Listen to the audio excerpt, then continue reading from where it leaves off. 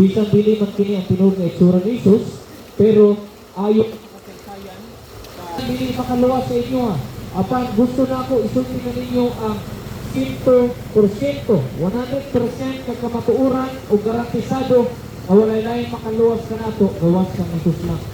Jesus namatay dito sa krus, iyang gibayran ang imong sala o among sala.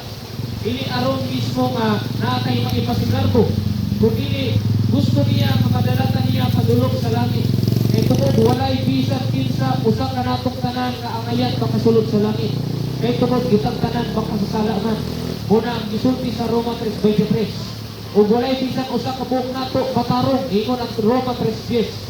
Ilabi na sa Roma 6:23 nagingon na kung ikaw gani o ako mamatay din sa kalibutan, ang bayad sa sala nga naa kanato kamatayon padulong sa impyerno. Tigala bisan unsa pa kadako ang klaseng reliyon o simbahan nga naa nato, kitang tanan makasasala o moadto butas sa impyerno. Pero dili mismo ang maayong balita, si Jesucristo namatay dito sa krus, iyang gibayran ang imong sala ug akong sala aron dili na sa impyerno. Ingana ka kagigom ka sa Dios.